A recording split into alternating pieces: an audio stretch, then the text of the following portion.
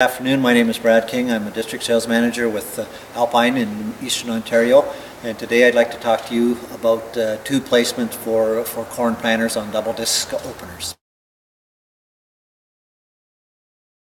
Each tube is a little bit different and the placement is pretty much the same.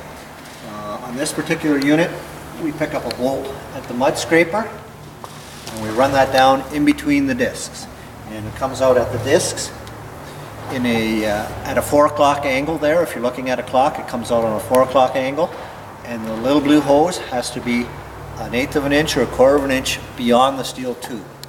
The reason we want that little blue tube out farther is that it's self-cleaning. It's like the soybean header on the bottom of the soybean head, where if part of that Teflon plate on the bottom of the header breaks off, the mud sticks to the steel and the mud builds up and you can't combine your beans. It's the same way with the steel tube. If the last thing that the fertilizer touches is the steel tube, it will muddy up and it will plug up and you run into problems. But if the last thing the fertilizer touches is that little blue tube, it's self-cleaning and it's not an issue. The other thing we want as far as the placement is we want the tube in the middle of the discs. We don't want it up against one side of the disc or another. The reason for that is, again, the same reason, that when it touches the steel, it will muddy up and create problems.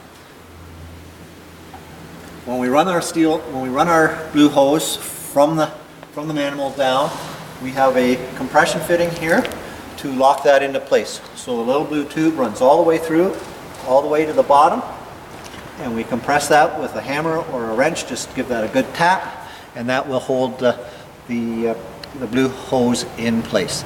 The other thing you want to be careful of is you want to be aware from all pinch points and all sprockets. This particular unit, the technician has done an excellent job of tie wrapping that away from the pinch points and the sprockets.